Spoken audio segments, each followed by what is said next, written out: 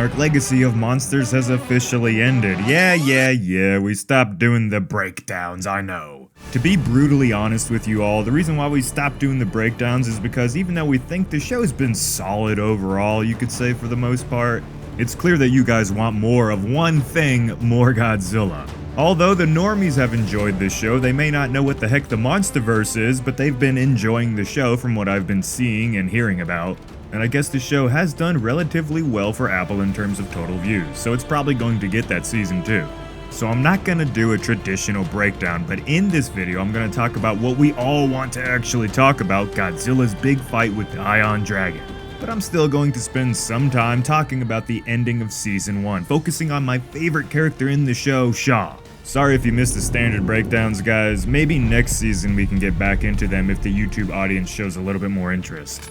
If you've been following this show at all, then you're probably aware of the fans' dissatisfaction with the series' lack of monsters. And I get it, the show is about Monarch, not about Godzilla, but the rest of the title is Legacy of Monsters, not Legacy of Dysfunctional Families and Relationships. But anyway, regardless, all of that led up to this one big battle at the very end between Godzilla and the Ion Dragon. So as our characters are trying to escape this world between worlds of sorts, which we're going to talk about more here in a little bit, the Ion Dragon suddenly attacks them. And I have to say, this scene looks really good for a TV show. It's very clear with a limited budget that this show chose quality over quantity, although a little bit more quantity would have been nice, don't you agree? And just as the Ion Dragon is about to make a snack of our characters, we hear that familiar noise we all love.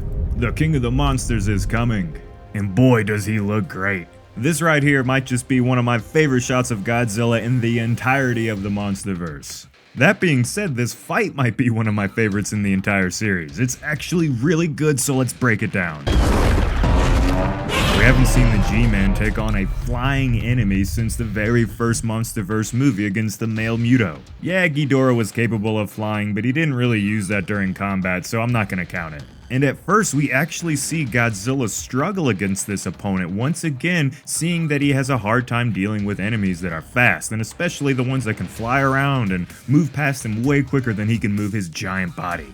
Here's the Ion Dragon trying to give Godzilla a Titan hickey, which Godzilla is not having, and he straight up yeets the Ion Dragon into the side of the cliff. The monster recovers quickly and zooms right back at Godzilla, latching onto the big guy's chest and proceeding to vomit directly in his face. Between hickeys and squirting on faces, this Ion Dragon is a kinky monster. Sorry guys, had to have a little fun there. And after being degraded twice, Godzilla's officially had enough of this crap.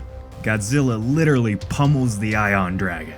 This stuff is brutal and I absolutely love it. Just Godzilla being the pure badass that he is. The Ion Dragon at this point is severely damaged, the fight's almost done. Godzilla then quickly does that Alien vs Predator move, and in the process of that, we then get a Mortal Kombat style fatality. The G-Man straight rips one of the wings off of this monster, and then throws the thing back into that dimensional portal thing.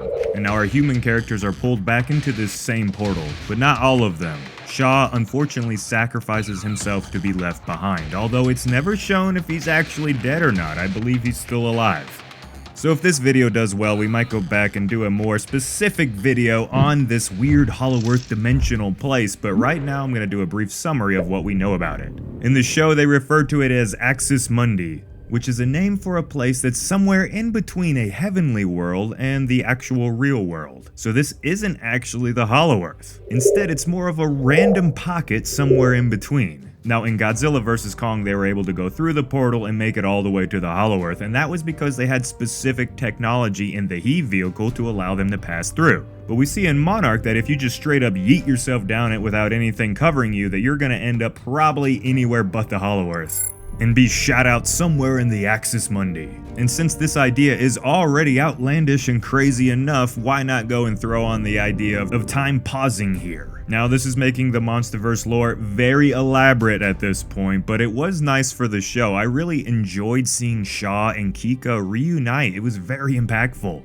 I haven't been a fan of the weird obsession with family and relationship drama that this show had, but the dang storyline with Shaw and Kiko and the old Rhonda Man, it's been so good. Why did they not just make the entire show focused on these characters? And it all added up to Shaw being left here in this world. Now, my rule is if they don't show the character die on screen, they're not dead. He's definitely still alive. We didn't see him get splattered on the side of a rock or anything. So is this setting up for future Kurt Russell MonsterVerse appearances? It better be. He's the best actor they've had in a long time. But this Shaw storyline that he and his son awesomely acted out together resonated with me, and I think if the show focused more on this, and throughout the season was more like the last 2 episodes of the show, I think viewers wouldn't have been as divided on the show as they are now. This last episode was pretty emotional, I'm not gonna lie. I couldn't stand the cheesy stuff with Kate and May like calling to each other. The first thing they do when they fall into this mysterious, dangerous world is like, May, Kate, oh my god, I love you, I miss you. What? No one would act like that. Come on, writers. They've known each other for like a month. And it's crazy to me how the show was at some points really cringy and then at the next, really emotionally impactful. When Shaw and Kika reunited, I ain't gonna lie, I almost got teary-eyed. It was beautiful. Those 2 actors killed it compared to everyone else. So what about season 2? Well, at the end of the show, guess where they pop out the other side of the portal at? Skull Island. And we get to see this cameo of our furry boy Kong.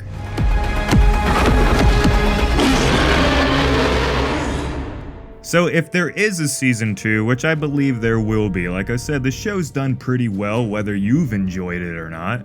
But I really hope season 2 focuses a little bit more on giving the Kaiju MonsterVerse fans, I don't know, stuff that they actually want to see, instead of focusing so much on getting randoms that don't even know what the MonsterVerse is with all these weird side story tangents. And if the show's able to do that, you know, actually focusing on the MonsterVerse lore and the actual Monarch or Apex secrets, instead of spending so much time showing you what not to do when you're trying to have a relationship or a family, then we might just get a show that's made for everyone and not just certain demographics of people. I personally enjoyed the show for what it was worth. Now, I do think that the middle of the series could have been much better, and you've heard me rant enough. I feel like a ton of time was wasted on pointless storylines that did nothing to help the story move forward. Like, why do I care what happened to this chick the morning on the day that Godzilla arrived if it doesn't have anything to do with the story and, you know, the Monarch secrets that we're supposed to be learning about?